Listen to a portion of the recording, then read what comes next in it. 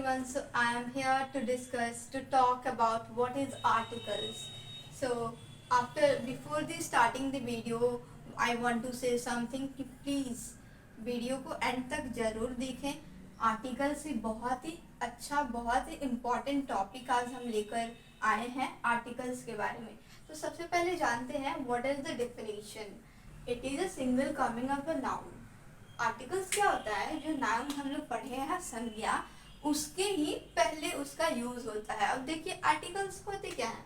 Example के माध्यम से, उसके टाइप्स के माध्यम से हम लोग जानने की कोशिश करते हैं कि आखिरकार में आर्टिकल्स होते क्या हैं. तो चलिए, there are two kinds of articles. Articles के कितने काइंड्स होते हैं, कितने भेद होते हैं? Two kinds. First is definite article.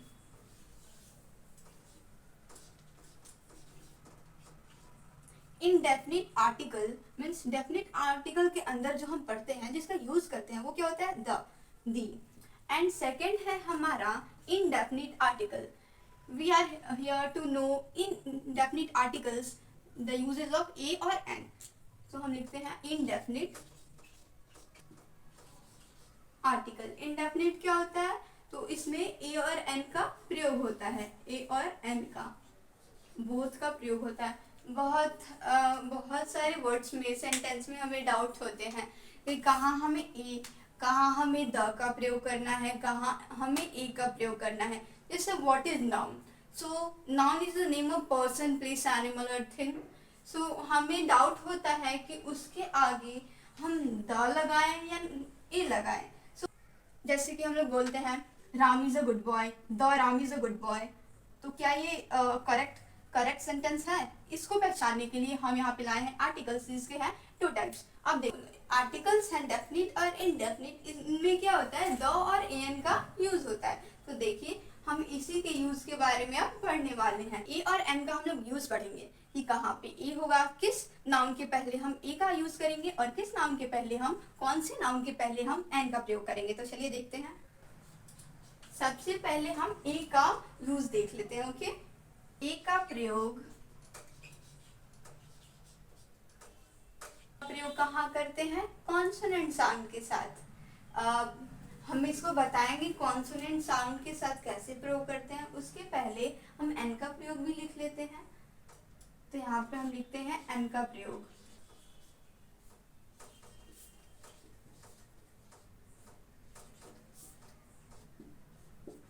N का प्रयोग वॉवेल साउंड के साथ करते हैं. अब देखिए कैसे हम ए का प्रयोग एन कॉन्सोनेंट साउंड के साथ करते हैं. तो ए का कॉन्सोनेंट साउंड क्या होता है? जैसे हम इन दोनों का देखते हैं. जितने भी क होते हैं, क और ज्ञ से, इनके बीच में जो भी अक्षर आते हैं, जैसे ख, ग, च, तो वो क्या होते हैं? कॉन्सोनेंट साउंड कहलाएंगे. वॉवेल साउंड का मतलब होता है जिसमें अ, आ, छोटी ई, आ, यहाँ पे छोटी ई, ये कहाँ तक जाएगा? जहाँ तक इसका एंड होता है उसका प्रयोग इसमें होता है. और वॉवेल साउंड में कभी भी हम क, ख को नहीं लाएंगे. अब देखिए एग्जाम्पल के तौर पे हम लोग समझने की कोशिश करते हैं कि ये आखिरकार ए का प्रयोग कॉन्सोनेंट साउंड, वॉवेल साउंड, ये होता क्या है. तो देखिए जैसे मैं लिखती हूँ दिस इज अ कैट.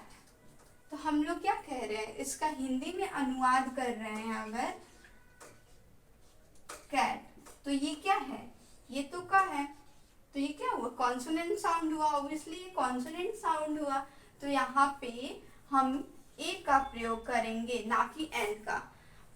हम लोग छोटे क्लास में पढ़े हैं लोग कि ए, ई, आई, ओ, यू, इन सब के साथ हम लोग एन का प्रयोग करते हैं. बट जैसे ही जूनियर्स क्लासेस में आते, okay it's right, suppose it's right, but according to that rule we are converting into senior students. So we know that rule, we should know that rule.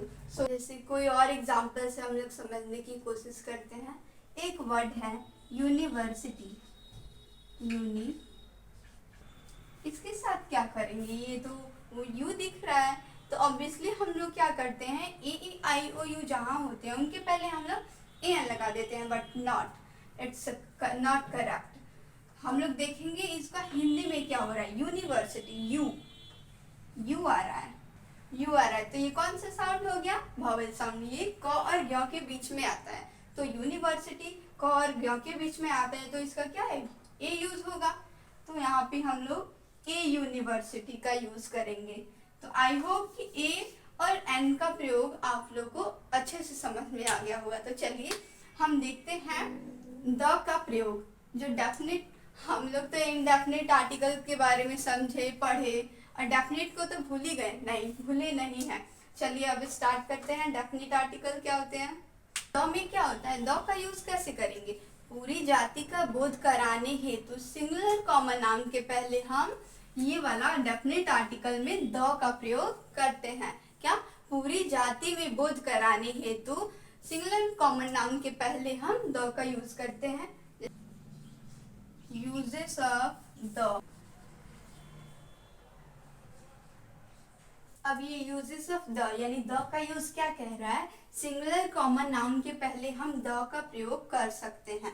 जैसे कैसे, तो देखिए, suppose I written here cows, cow